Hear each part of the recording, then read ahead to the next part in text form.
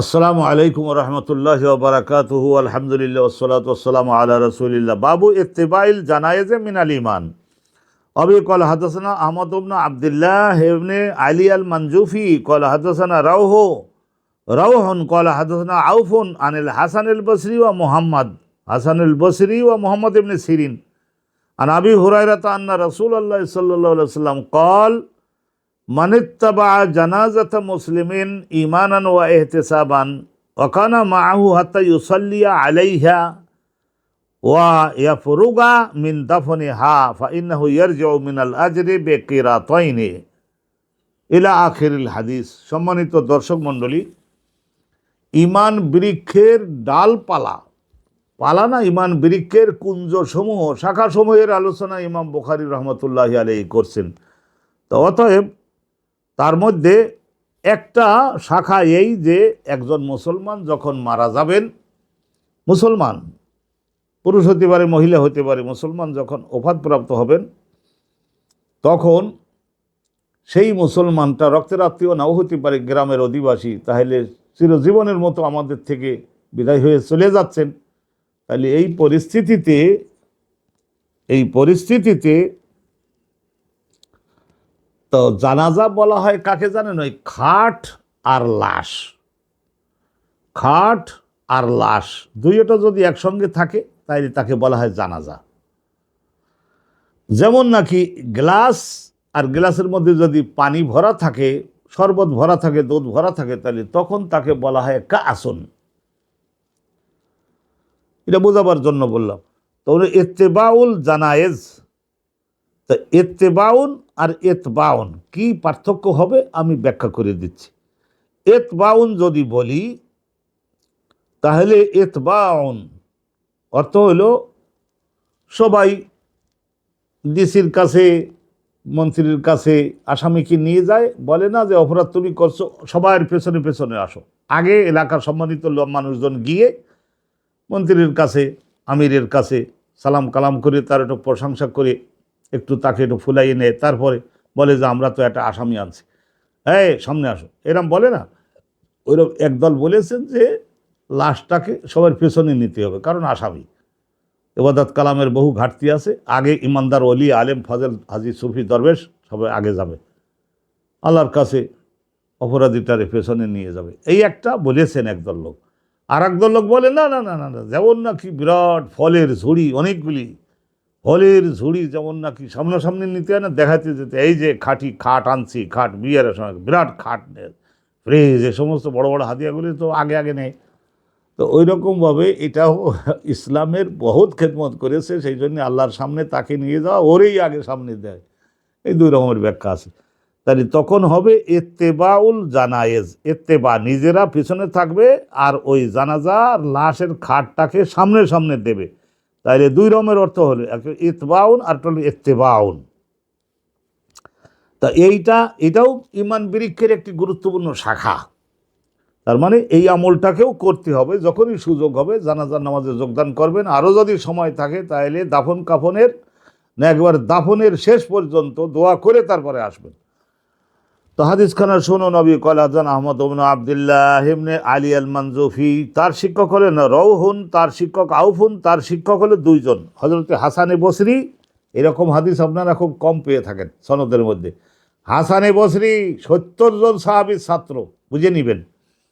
হাসানে বসরি বসরায় তো ছিলেন, এই বসরার এই শহরটা হযরতে ওমর প্রতিষ্ঠা করছিলেন। হযরতে ওমর রাদিয়াল্লাহু তাআলা আনহু। এই বসরা শব্দের শাব্দিক হলো অন্তর্চক্ষু খুলে দেওয়ার কেন্দ্র, বসরা শব্দটার। তাহলে হাসানে বসরি বলায় ওই বসরার অধিবাসী ছিলেন, সেই হিসেবে বসরি। আর মুহাম্মদ বিন সিরিন, এই দুইজন সমান তালে শরিয়াত তরিকতের আলেম ছিলেন। আন আবি হুরায়রা, হযরত আবু হুরায়রা থেকে বর্ণিত হয়েছে এই হাদিসখানা, আন্না রাসূলুল্লাহ ক্বাল, রাসূলুল্লাহ সাল্লাল্লাহু আলাইহি ওয়াসাল্লাম বলেছেন, মানিত্তাবা জানাজাতা মুসলিমিন, একজন মুসলমানের লাশবাহী খাটটাকে সামনে দিয়ে পেছনে পেছনে সেও যদি যায়, সময় ব্যয় করে, ঈমানান, আর এইটা যেতে হবে একজন মুসলমান এর জন্য, কবরস্থানে দাফনের জন্য জানাজায় যেতে হবে, এইটা ইসলামের একটা শিক্ষা। এর কথার উপরে বিশ্বাস রেখে গেল সে, আর তার নিজের ঈমানও আছে, খাঁটি মুমিন একজন ব্যক্তি, এহতেসাবান। আর ওই যে এহতেসাবান অর্থ বিরাট পুরস্কার আল্লাহ নবী বলেছিলেন না, সেই পুরস্কার পাবো, সেইটারও দিলের মধ্যে রাখতে হবে, রহমত পাবো আল্লাহর। আর এটা যে ইসলামের ইবাদত হচ্ছে এর ওপর ইমানও আছে। ওয়াকানা মাআহু, আর ওই মুসলমান লাশটার সঙ্গে সঙ্গে সে থাকলেও কতক্ষণ থাকবে? হাত্তা ইউসাল্লিয়া আলাইহা, যতক্ষণ পর্যন্ত তার জানাজা নামাজ শেষ না হয় ততক্ষণ জানাজা নামাজ পর্যন্ত থাকলেও। ওয়া ফুরুগা মিন দফনিহা, আর একেবারে দাফন মানে কবরে দাফন করে মাটি টাটি দেওয়া পর্যন্ত যদি সে সময় কোরবানি করতে পারে, তাহলে এই যিনি কোরবানি করলেন, ত্যাগ করলেন, সময় দিলেন, কষ্ট করলেন, বা ইন্নাহু ইয়ারজিউ, এই মুসলমান যখন ফিরে আসে তাহলে আল্লাহর পক্ষ থেকে আজর মানে পারিশ্রমিক দেওয়া হয় 2 কিরাত পরিমাণের সওয়াব রহমত নিয়ে বাড়ি ফেরে। তাহলে রসুলুল্লাহর কাছে সাহাবাগণ জিজ্ঞাসা করেছিলেন, ইয়া রাসূলুল্লাহ, 1 কিরাতের পরিমাণ কত? তো রসুলুল্লাহ মদিনার থেকে তো উহুদ পাহাড়টা উত্তর দিকে, তাই সেই জন্যে হুজুর ছিলেন দক্ষিণ দিকে মুখ করে দাঁড়াইয়ে, কিন্তু সেখানে একেবারে পুরো দেহটাকে ঘোরাইয়া আবার ওই উত্তর দিকে মুখ দিয়ে দাঁড়িয়ে তারপরে বললেন যে এই যে উহুদ পাহাড়টা তোমরা দেখছো না মদিনার উত্তর দিকে, উহুদ পাহাড়টা ওই অদ্বিতীয় পর্বত। উহুদ শব্দের শাব্দিক অর্থ হলো অদ্বিতীয়, যার কোনো সানি নাই। আসলে হলো প্রায় 7-8 মাইল লম্বা, আর মাইল খানেক তো চওড়া হবেই। মদিনার মধ্যে পাহাড় আরও যেগুলি আছে সেগুলি ছোট ছোট। তাহলে উহুদ পাহাড়ের সমান বড় রহমত আল্লাহ দিবেন যে জানাজার নামাজে যাবে, দাফন পর্যন্ত থাকবে 2 কিরাত, তার মানে 2টা উহুদ পাহাড়ের সমান। আপনারা বলবেন তাইলে তো একটা জানাজা পড়ি কবরে দাফন পর্যন্ত থাকলে তো পরকালে আর কিছু লাগে না, এইটাই তো খেয়ে শেষ করতে পারবো না। তো রসুলুল্লাহ বলেছেন যে জাহান্নামী লোকদের কারোর কারোর এমন পাপের শাস্তি দেওয়ার জন্য তাদের এমন হবে যে একটা মাড়ির দাঁত হবে তার উহুদ পাহাড়ের সমান। তাইলে এখন তার গাল কত বড় হবে, দেহ কত বড় হবে, শুধু এতটুকু পুরস্কার নিয়েই আপনি আমি যদি খুশি হয়ে যাই, তাহলে তো এটা দেখা যাবে যে 1 মাসের খোরাকও হবে না। তো অমান সাল্লাহ আলাইহা, আর কোনো একজন মুসলমান অফিসের অন্যান্য ব্যস্ততা আছে, গাড়ি ছেড়ে দিচ্ছে, তো ঠিক আছে, বাজারও করতে হবে, ছেলেমেয়েরা খাবে, বুড়ো বুড়ি বাপ মা আছেন। অমান সাল্লাহ আলাইহা, তাহলে জানাজা, ওই জানাজাটার নামাজটা পড়িয়ে সুম্মা রাজা, তারপর যদি গৃহের দিকে ফিরে যায়, কবলা আন তুদফানা, দাফনের আগেই যদি চলে যেতে বাধ্য হতে হয়, আলহামদুলিল্লাহ, সেটাও রুখসত ইসলামে আছে। ফাইনাও ইয়ারজিউ মিনাল আজরে, তাহলে সে ব্যক্তি নিজের বাড়িতে পারিশ্রমিক নিয়ে গেল 1 কিরাত, 1 কিরাত পরিমাণের, 1 কিরাত পরিমাণের একটা উহুদ পাহাড় সমান সে পুরস্কার নিয়ে বাড়িতে গেল। আর যে দাফন পর্যন্ত থাকলো 2 কিরাত পরিমাণের সে পাইল। তো আলহামদুলিল্লাহ আমরা এইটা এখান থেকে আমরা দেখেছি। তাব আহু ওসমান, ওসমান আল মুআজ্জিন, ওসমান আল মুআজ্জিন উনি মোতাবাত করেন। ওই যে আগের সনদের মধ্যে রৌহুন একজন ছিল, রৌহুন, তাব আহু, ওই রৌহুনের সঙ্গে মোতাবাত করেছেন, মানে উনিও যেভাবে যে উস্তাদের কাছ থেকে বর্ণনা করেছেন ইনিও তাই। তাইলে ওসমান আল মুআজ্জিন ইনি বসরার হযরতে আলী না বসরার জামে মসজিদের ইনি ছিলেন মুয়াজ্জিন ওসমান, আবার মুহাদ্দিসও ছিলেন।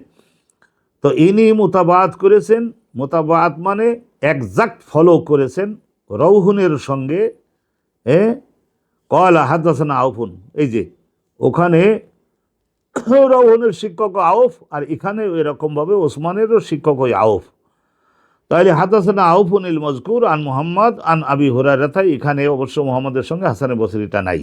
আন আবি হুরায়রা আনিন নবী সাল্লাল্লাহু আলাইহি ওয়াসাল্লাম নাহওয়াহু, নাহওয়াহু বলতে যদি মর্ম এক হয় আর শব্দ ভিন্ন ভিন্ন হয় তাহলে বলে নাহওয়াহু, আর যদি বলে শব্দও এক অর্থও এক তাহলে মিসলাহু বলা হয়।